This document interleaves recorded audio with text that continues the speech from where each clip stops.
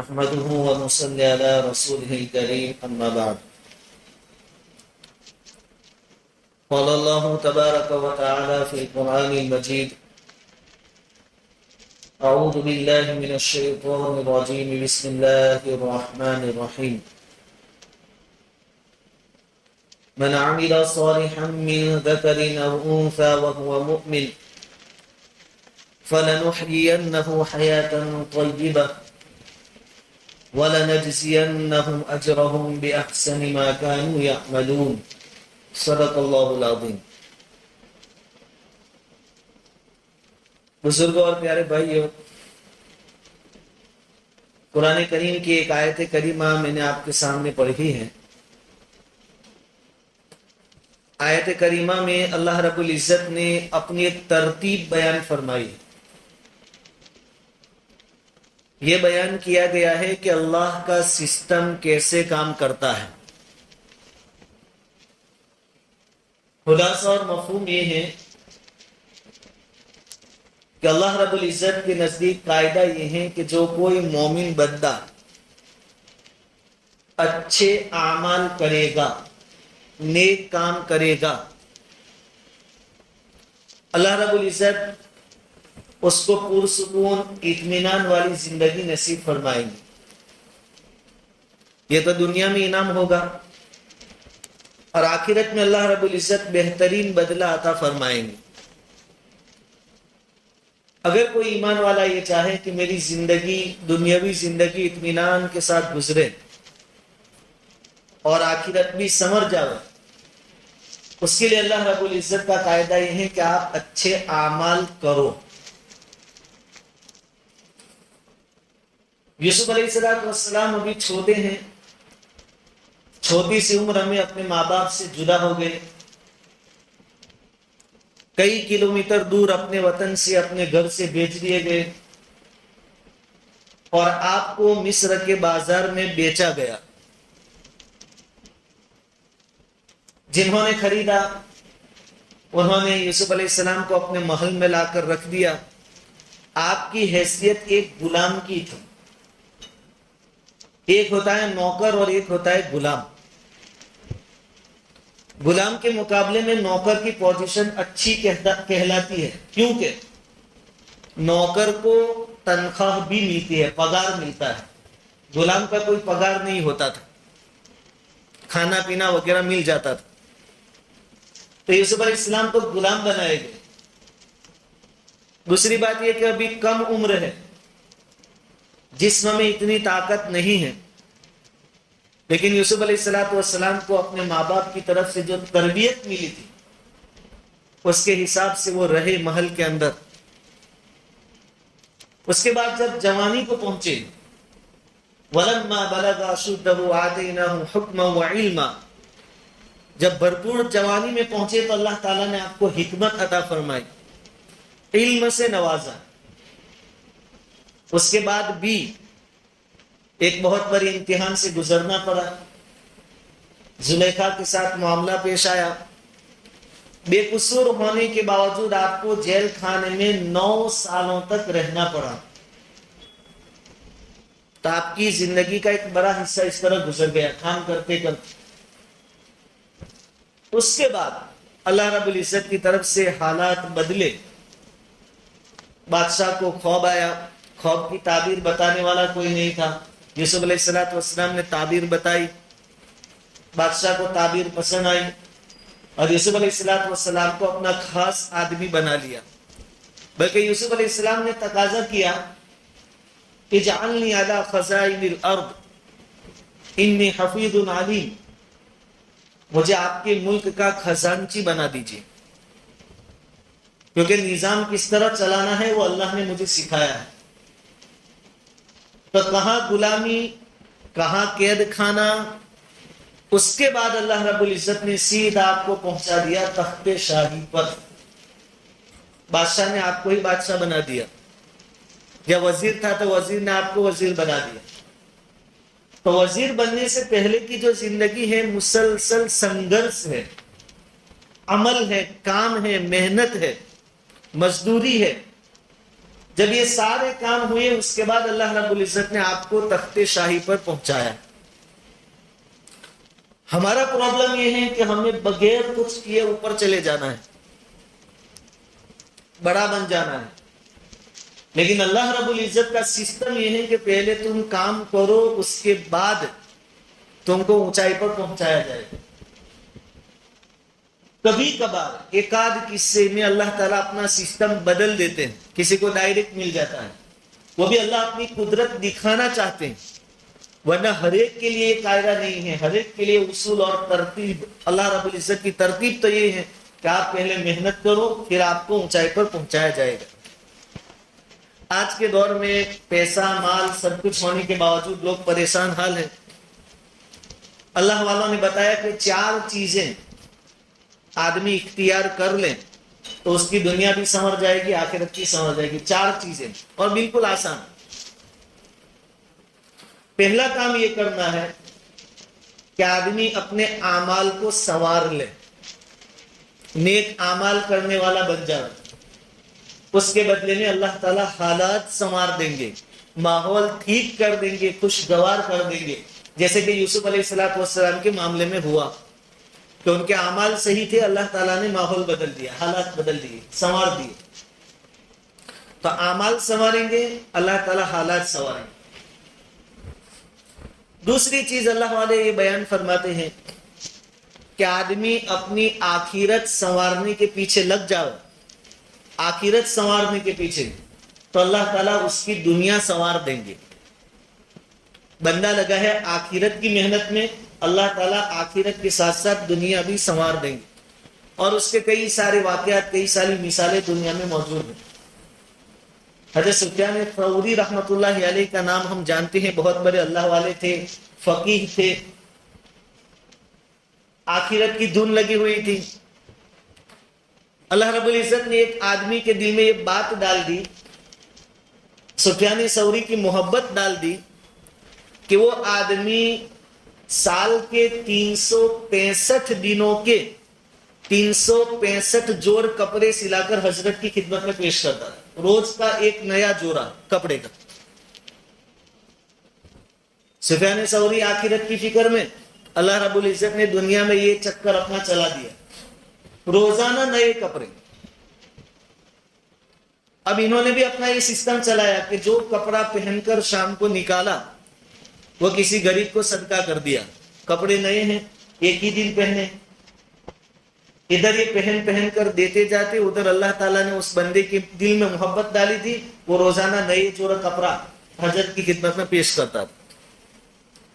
تو اس سے علماء فرماتے ہیں کہ آدمی آخرت سنوارنے میں لگ جائے گا, اللہ رب العزت اس کی دنیا سنوار دیں.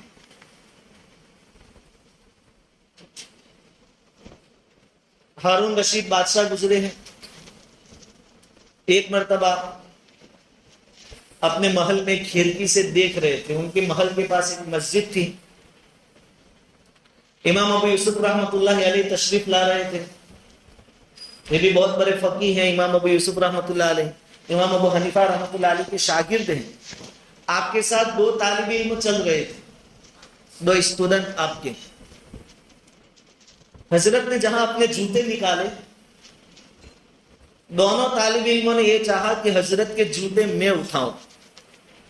اب ہوا یہ کہ آپ نے ایک جوتا نکالا تو ایک نے لے لیا, دوسرا نکالا تو دوسرے نے اپنے ہاتھ میں لے لیا. تھے دونوں طالب علم, دونوں کو اتنا بھی معلوم تھا کہ ایک ایک جوتا لے کے چلنا یہ تو مناسب نہیں ہے, دونوں ساتھ میں رکھنے چاہیے. تو اب کیا کیا جا رہا, ایک رومال بچھایا, اس کے اندر دونوں جوتیاں رکھی, اور پھر اس رومال کا ایک کونا ایک طالب علم نے پکڑا, دوسرے طالب علم نے دوسرا کونا پکڑا, دونوں چل رہے ہیں. یہ ماجرا ہارون رشید اپنی کھڑکی سے دیکھ رہا تھا. ہارون رشید نے ایک ٹھنڈی سانس لی. بیوی نے پوچھا کیا ہوا. ہارون رشید کہتے ہیں کہ ویسے لوگ ہمیں بادشاہ کہتے ہیں, لیکن ہماری جوتیاں اٹھانے والا کوئی ہے اس طریقے سے؟ اصل بادشاہ تو یہ لوگ ہیں. ہارون رشید کہتے ہیں. تو امام ابو یوسف رحمۃ اللہ علیہ کی محبت طالب علموں کے دلوں میں کس نے ڈالی؟ یہ عزت دنیا میں اللہ رب العزت نے کس کو دی؟ امام ابو یوسف کو. کیوں دی؟ کیونکہ امام ابو یوسف رحمۃ اللہ علیہ نے اپنی زندگی کا ایک مقصد بنا لیا تھا کہ مجھے آخرت سنوارنی ہے. تو وہ آخرت سنوارنے کی فکر میں تھے. اللہ تعالیٰ نے ان کی دنیا سنوار دی, بادشاہت دے دی تھی, دلوں پر بادشاہت تھی. تو ہمارے لیے بھی سبق, ہم آخرت سنوارنے کے پیچھے لگیں گے, اللہ رب العزت ہماری دنیا بھی ساتھ میں سنوار دیں گے. اور اگر ہم دنیا کو آگے کریں گے تو آخرت میں بھی نقصان ہوگا, اور دنیا اتنی ہی ملے گی جتنی تقدیر ہے, اس سے زیادہ نہیں ملے گی. تو دوسری چیز اللہ والے بیان فرماتے ہیں کہ جو بندہ آخرت سنوارنے کی فکر کرے گا اللہ تعالیٰ اس کی دنیا بھی سنوار دیں گے. تیسری چیز, اور آج کے زمانے میں بہت اچھی چیز, ہر ایک کے کام اور ضرورت کی چیز, اللہ والے فرماتے ہیں کہ جو بندہ اپنے تعلقات اللہ کے ساتھ سنوار لے گا, درست کر لے گا, مخلوق کے ساتھ اس کے جو تعلقات ہیں اللہ تعالیٰ اس کو درست کر دیں گے. ہمارے تعلقات اللہ کے ساتھ صحیح ہوں گے, اچھے ہوں گے, تو مخلوق کے تعلقات ہمارے ساتھ اچھے ہوں گے. آج ہمیں سے ہر ایک کی زبان پر شکایتیں ہیں. شوہر ہے تو کہتا بیوی مانتی نہیں ہے, باپ کہتا ہے اولاد مانتا نہیں ہے, اولاد کو ماں باپ سے شکایت ہے, پڑوسی کو پڑوسی سے تکلیف ہے. اس کا ایک علاج, بجائے کسی باپو کے پاس جانے کے آپ پہلے اتنا کر کے دیکھیں کہ اپنے تعلقات اللہ کے ساتھ درست کر لیں, اللہ تعالیٰ مخلوق کے تعلقات آپ کے ساتھ درست کر دیں. اس کی مثال نبی کریم صلی اللہ علیہ وسلم کی ذات اقدس, کیونکہ ہمارے لیے تو یہی مثالیں ہیں. حضور ہے, آپ کے صحابہ ہیں, اللہ والے ہیں. جب آپ مکہ میں تھے تو سب پورے شام کے دشمن, اپنے پڑھائے چھوٹے بڑے سب دشمن ہو گئے جب آپ نے ایمان کی دعوت دینا شروع کیا. حتیٰ کہ دشمنی اتنی بڑھی کہ آپ کو اپنا وطن اور کعبہ کو چھوڑ کر جانا پڑا, کیونکہ قریش کے دلوں میں اتنی دشمنی آ گئی تھی حضور صلی اللہ علیہ وسلم کے متعلق. لیکن 8 سال کا عرصہ جب پورا ہوا اور آپ فاتحانہ مکۃ المکرمہ میں جب داخل ہوئے تو وہی قریش کے بڑے بڑے سردار جن کے دلوں میں حضور کی دشمنی تھی, وہ حضور صلی اللہ علیہ وسلم کے ہاتھوں کو چوم کر بیعت کر رہے تھے. جن کے دلوں میں اتنی دشمنی تھی وہ حضور صلی اللہ علیہ وسلم کے ہاتھوں کو چوم رہے تھے اور کہہ رہے تھے کہ حضور ہمیں اپنی غلامی میں لے لو. یہ ان کے دلوں کی دنیا کیسے بدلی, دشمنی اور نفرت کیسے ختم ہوئی, کیونکہ حضور صلی اللہ علیہ وسلم کے تعلقات اللہ رب العزت کے ساتھ صحیح تھے. تو اللہ تعالیٰ نے مخلوق کے تعلقات کو حضور کے ساتھ درست کر دیا. جو دشمن تھے سب حضور کی صف میں شامل ہو گئے, دوست بن گئے, بلکہ حضور کے خاطر اپنی جان مال سب قربان کرنے والے بن گئے. ہندا کا نام ہم نے سنا ہے. ہندا کا جو باپ تھا اس کو غزوہ بدر میں حضرت حمزہ رضی اللہ تعالیٰ عنہ نے مار دیا. پہلی جو جنگ ہوئی غزوہ بدر, اس میں ہندا غیر مسلم تھی, بڑی عورت سمجھی جاتی تھی, بڑے مرتبے والی. اس نے اپنے غلام کو آفر دی. جب غزوہ احد کا موقع آیا 3 سال سن ہجری 3 میں, اس نے آفر دی کہ اگر تو حمزہ کو مار دیتا ہے, شہید کر دیتا ہے, تو میں تجھے آزاد بھی کر دوں گی اور انعام بھی دوں گی. ہندا کے جو غلام تھے وحشی, وہ بھی پہلے مسلمان نہیں تھے. انہوں نے انعام کی لالچ میں اور آزاد ہونے کی لالچ میں حضرت حمزہ رضی اللہ تعالیٰ عنہ کو شہید کر دیا, اور آ کر ہندا کو خبر دی کہ کام ہو گیا. یہ بہت جوش میں آئی, حضرت حمزہ رضی اللہ تعالیٰ عنہ کی ناش مبارک کو تلاش کیا, اور جب مل گئی تو آپ کے سینے کو چاک کیا, چیرا, آپ کے جسم کو چیر کر آپ کا کلیجہ نکالا. اتنا غصہ تھا اس کو. ایک مردے کے ساتھ, حضور صلی اللہ علیہ وسلم کے چچا کے ساتھ اس نے یہ سلوک کیا, کلیجہ نکالا, چبایا, آپ کی ناس میں سے انگلیاں کاٹی, کان کاٹے, ناک کاٹ لیا, اور سب کا ہار بنا کر اپنے گلے میں ڈالا. اپنا غصہ اس طریقے سے ٹھنڈا کیا ہندا نے. لیکن وہی ہندا جب یہ مکہ فتح ہوا اور سب قریش مسلمان ہو رہے تھے, یہ بھی رات کے وقت آئی حضور کے پاس اور کہا کہ مجھے بھی کلمہ پڑھنا ہے, مجھے بھی مسلمان ہونا ہے. اب سوال یہ ہوتا ہے کہ جس کے سینے میں اتنا زیادہ غصہ تھا کہ جس نے حضرت حمزہ رضی اللہ تعالیٰ عنہ کی ناس مبارک کی بے حرمتی کی، اس کے دل میں محبت کیسے آ گئی مسلمانوں کی؟ اور کلمہ پڑھنے کے بعد ہندا نے یہ الفاظ کہے کہ حضور آج تک تم لوگوں سے مجھے سب سے زیادہ نفرت تھی، میں تم کو دیکھنا بھی پسند نہیں کرتی تھی، لیکن آج دنیا میں سب سے زیادہ محبت میرے سینے میں آپ لوگوں کی ہے، مسلمانوں کی ہے۔ تو یہ نفرتیں کیسے ختم ہوئی اور محبت کیسے آئی؟ اس کا جواب علماء نے یہی بیان فرمایا کہ آدمی اپنا تعلق اللہ رب العزت کے ساتھ صحیح کر لے، مخلوق کا تعلق اللہ تعالیٰ اپنے حساب سے صحیح کر دے گا ان کے ساتھ، دشمن بھی دوست بن جائیں گے۔ تو اپنے تعلقات، فضیل بن عیاض رحمۃ اللہ علیہ بہت بڑے آدمی گزرے ہیں، اللہ والے گزرے، وہ کیا کہتے ہیں کہ جب مجھ سے کوئی نافرمانی ہو جاتی تھی اللہ کی تو میں اس کا اثر کبھی اپنی بیوی میں دیکھتا تھا، کبھی اولاد میں، یعنی کبھی بیوی نافرمانی پر اتر آتی تھی کیونکہ مجھ سے اللہ کی نافرمانی ہوئی، کبھی اولاد نافرمانی پر اتر آتی تھی، اور کبھی کبھی تو سواری کا گھوڑا بھی نافرمانی پر اتر آتا تھا۔ تب مجھے محسوس ہو جاتا کہ یہ سب میرا قصور ہے۔ وہ ہماری طرح تعویذ بنانے کے لیے مول صاحب کے پاس نہیں جانے کا چھوکرا بہو نافرمان تھا گیلس نہیں، وہ سوچتے تھے کہ میں نے اللہ کی نافرمانی ضرور کی ہے تبھی یہ ہوا ہے، بیوی اسی لیے نافرمان ہوئی ہے، اولاد اسی لیے نافرمان ہوئی۔ تو ہم بھی اگر کسی سے پریشان ہیں تو ہم بھی یہ سوچ لیں اور یقین کر لیں کہ ہم بھی اللہ کی نافرمانی کر رہے ہیں، اس لیے اللہ کی مخلوق ہماری نافرمانی کر رہے ہیں۔ تو تیسرا طریقہ اللہ والوں نے بیان فرمایا کہ آدمی ایمان والا اپنا تعلق اللہ کے ساتھ درست کر لے تو مخلوق کا تعلق اس کے ساتھ درست ہو جائے گا، چاہے مخلوق میں پڑوسی ہو، اولاد ہو، بیوی ہو، بچے ہو، ماں باپ ہو، کوئی بھی ہو، سب کے دلوں میں اللہ تعالیٰ محبت ڈال دیں گے، کیونکہ لوگوں کے دل اللہ رب العزت کے قبضے قدرت میں ہے، وہ جدھر چاہے گھما دیتا ہے۔ اور آخری بات، چوتھا طریقہ اللہ والوں نے بیان فرمایا کہ آدمی اپنے دین کے اعمال، دین یعنی دین کے اعمال کو درست کر لے تو آدمی کے رات کے اعمال درست ہو جائیں گے، یعنی آدمی دن میں گناہوں سے اپنے آپ کو بچائے گا تو انشاءاللہ اس کو فجر کی نماز کی توفیق ملے گی۔ یہ جو ہم شکایتیں کرتے ہیں کہ اٹھا تو نہیں، اس کی وجہ ہے آدمی نہیں اٹھ سکتا، اس کی وجہ ہے کیونکہ اللہ ہی نہیں چاہتا کہ یہ منحوس میرے دربار میں حاضر، کیونکہ اس نے اللہ کی نافرمانی کی ہے۔